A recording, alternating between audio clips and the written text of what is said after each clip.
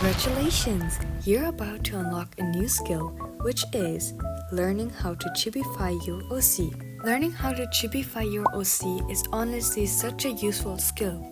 Not just because it's adorable, yes of course, but because it opens up so many possibilities. That way you can turn your characters into your own PNG tuber, use them for stickers, profile pictures, or even designing merch, like keychains. Okay, now a thing or two about me. Hi, I'm Navira, an NPC that is limited to draw and animate only. Today, however, I'm also your personal tutor. Let's start this session. Before we can draw a chibi, we have to first realize or learn what makes the difference between a chibi art style and a normal art style.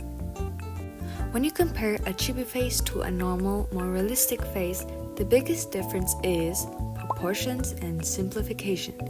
A normal face, like I'm drawing here, would follow more natural anatomy, meaning smaller eyes, longer face, and depending on your art style, a more defined nose and jaw. And the features would be placed closer together. Just like you can see here, I first drew the ball, then the symmetric line across the face, the jaw parts, and then guidelines to where the eyes, brows, nose, and mouth belong. That way, you see that this face looks more adult-like and more, what I would say, normal. A chibi face, on the other hand, throws realism out on purpose. The face is shorter and wider, and the eyes take up most of the space. The nose is either tiny or completely gone, and the mouth is simplified into a small shape. The features are spaced further apart to enhance the cute and soft look, similar to many different dangling keychains you would see.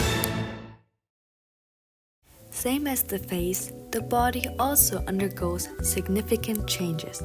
A chibi body doesn't require you to know perfect anatomy. Instead, it simplifies into 4 very basic shapes.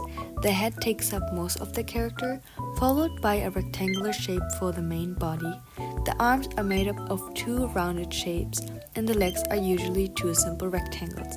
If you prefer a softer, cuter look, you can always round these shapes out even more. The goal isn't realism, it's clarity, simplicity, and cuteness. There are also 2 tweaks you can do with the head. Either you draw it very roundly with a more slanted angular chin, or you draw it like a rectangle, and the chin therefore would be not visible. You can tweak around and see what works best for you. You can even merge these 2 together.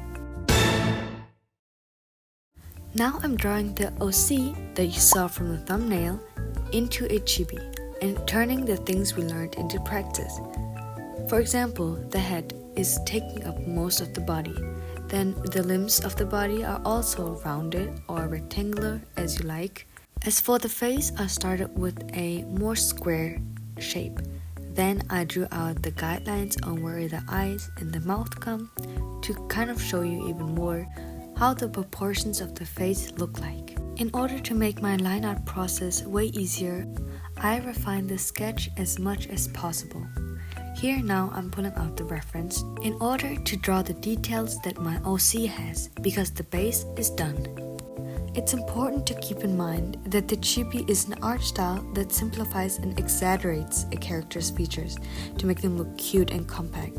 So as said already, chibis have a large head, a small body, and a new information added, minimal details, while keeping the character's most recognizable traits like the hairstyle and the clothing, or even accessories, to keep their personality.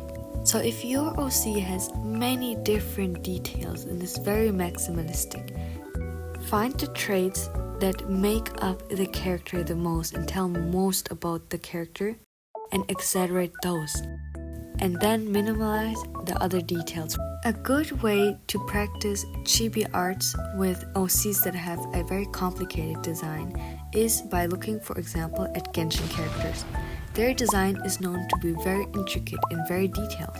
However, they managed to make chibi versions of their characters, but keeping all the traits that would make the character recognizable, and even all the details. And if you enjoyed this tutorial so far, I would really appreciate it if you gave this video a thumbs up and also subscribe to my channel. And if you happen to have any video ideas, don't be shy and comment them down below. I really appreciate it. Thank you! Now for the line art, I included all the things that make my OC stand out. I have the hair, I have the marks on his face like the makeup. Then I also included his lovely little plushie, and I also added this small little hair clip in his hair. I wanted his facial expressions to be very simple and not over exaggerated because his personality is just a very calm and collected guy. And if you add a new layer for each segment, you are able to copy and paste these after mirroring that part for the other side. That way you can speed up your process and get done with things faster. And since a chibi is very simplified, you won't have to redraw many details unless your character is built in a way where you would have to draw each thing individually. I had to improvise with his clothes because I've only drawn him as a portrait. So while I was drawing, this took me a bit more time because I had to think about what he has to wear. I wanted his clothes to resemble the clown look but also not be too simple. So I ended up just adding a lot of polka dots on his pants.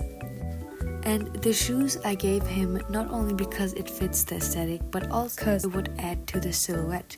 That way the character is even more recognizable. In case you don't know what I'm talking about, a clear silhouette often helps distinguish a character from others.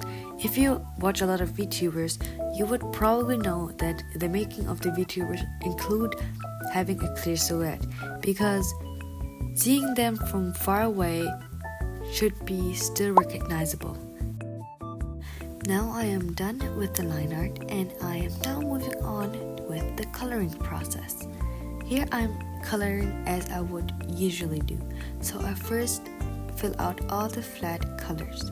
Then I move on to shading the things. Here I add another layer and clip it to the layer below and set the shading layer to multiply and draw with the same color as the original layer to create a shadow. After that, I carefully smudge out some edges so it creates a softer look and add another layer to create a deeper shadow. For the hair, I also add highlights and secondary light and then continue with the eye shading. You can also choose to shade it very simply, but I prefer a more detailed rendering shading style. And this is how my small chibi OC turned out.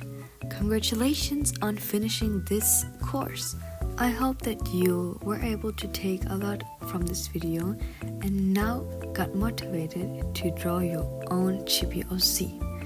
See you next time, fellow student.